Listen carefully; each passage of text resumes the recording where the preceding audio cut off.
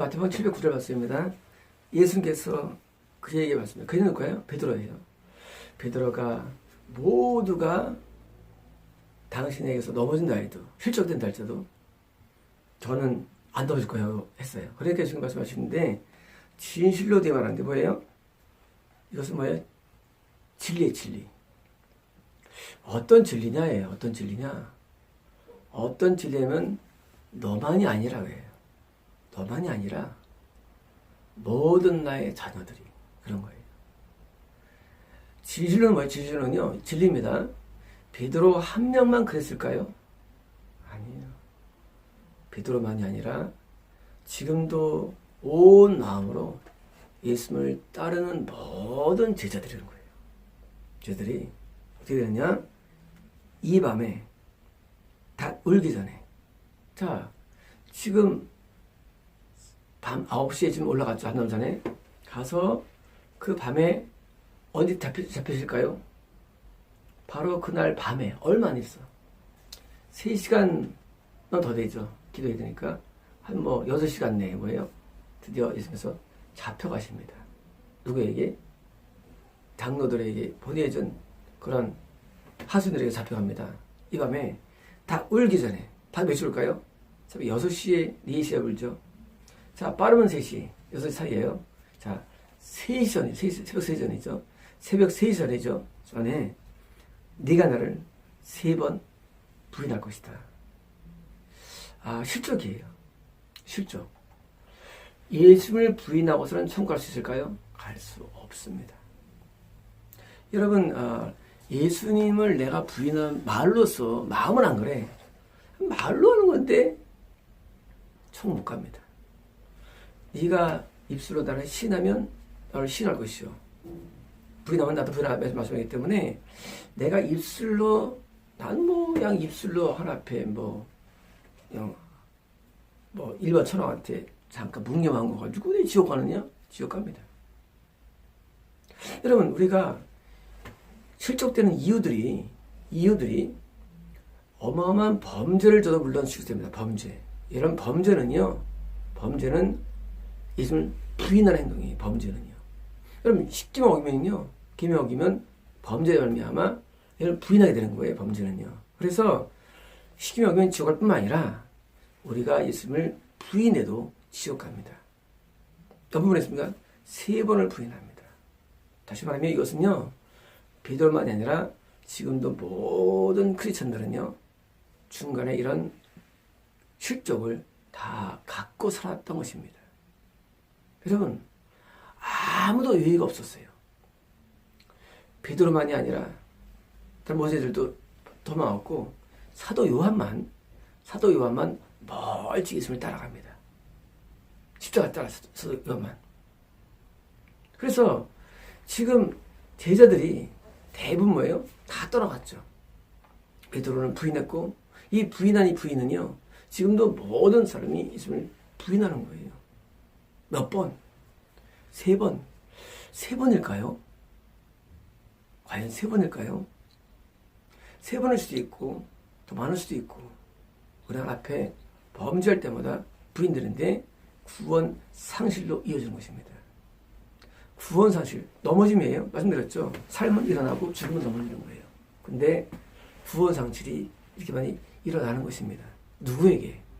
이렇게 열정적인 사도에게도. 우리 인간은 베드로처럼 수자도 3번 부인한 것처럼 우리가 하나 앞에 가장 높이 올라가도 예수님을 부인할 수가 있어요. 뭐로 변했냐? 계명을 어김으로 부인하는 것입니다. 여러분, 계명을 어기면요, 당장 우리는 넘어지는 것입니다. 하면 다윗 얘기를 좋아해요. 다윗 살았잖아요. 다윗은 그걸 온전히 용서받을 정도로 통회했고 회개했는데 여러분 그렇게 안 하잖아요. 1년 동안 회개해서 1년 동안에 그 하나 가지고 예수를 믿고 거듭나고 신앙생활하면서 있는데 이 실족이나 구원 상실이 엄청 많습니다. 베드로가 3번 부인한다는 얘기는 뭐예요? 아무리 고수라도 말이죠. 최고봉도 말이죠. 누구든지 지울 수 있다는 사실이에요. 누구든지. 그렇잖아요. 베드로는 초대 교황이에요. 교황. 이런 신학에서 1인자예요. 1인자가 세운 부인합니까? 우리도 마찬가지로 얼마든지 실족의 위험성이 있을 뿐만 아니라 실제로 실족됩니다. 근데 뭐가 다릅니까? 다시 일어난다는 거예요. 다시 구원이 회복됩니다. 구원 상실이 있는데요. 구원의 회복이 있습니다. 다윗이 1년 만에 회복이 됩니다. 구원 회복. 구원 회복이란 건 뭐냐면요. 하나님이 나를 버렸다가 다시 나를 붙잡는 걸리는 시간이에요. 자, 우리가 하나님 앞에 버림받고 하나님 앞에 범죄하고 쓰러진 다음에요. 회복 단계를 들어서야 되는데 회복은요. 이스라엘이 바빌론에 70년 포로가 되죠. 구원 상실이에요. 10년 뒤에 회복이 됩니다. 회복이. 국가적인 회복을 보여준 건데요. 마찬가지로 회복되는데 몇 프로냐, 몇 프로가. 몇 프로냐? 유다 지파가 12 가운데 뭡니까? 하나 친다면요. 회복이 10에 하나 된다는 사실이에요. 구원 상실이 10명 된다. 회복은 하나 되는 거예요. 뭐 굳이 표현될 수 없다면. 그렇지만 뭐냐면 구원 상실은 많이 일어나고 상실에서 회복은 매우 적어요. 그런데요. 구원에서의 회복을 시키는 게 그게 뭐예요? 그게 바로 구루터게 되는 것이고 그게 뭐예요? 다시 길을 잃은 양이 다시 돌아온 것이고 탕자가 되는 것입니다. 돌아온 탕자. 다시 말하면 돌아온 탕자가요. 모두가 돌아오는 게 아닙니다. 돌아오는 게 아니고 넘어졌다가 그 중에 열의 하나가 돌아온 탕자가 돼가지고 신앙이 회복돼가지고 거예요. 그때 다시 신앙으로 돌아오는데 중요합니다. 돌아온 탕자가 첫째 형보다 더 융성하게 인정받고 사랑받는 사실입니다. 그러므로 우리가 구원이 상실되었을 때 내가 구원이 회복되는 자가 된다면요. 처음부터 구원을 잃지 않은 사람보다 더 놀라운 신앙으로 신앙생활할 수가 있는 것입니다. 다시 말해서 우리가 구원 상실했다가 돌아온 사람들이 훨씬 신앙이 강력합니다. 훨씬 강력해요. 이런 사람들이. 그래서 돌아온 탕자, 신앙 회복 잃었다가 돌아온 이런 사람들이요. 더 굳건하게 드디어 베드로가 드디어 양을 치고 먹이고 치는 놀라운 하나님께 사명을 받아서 초대교회를 끌고 간 원동력이 뭐냐?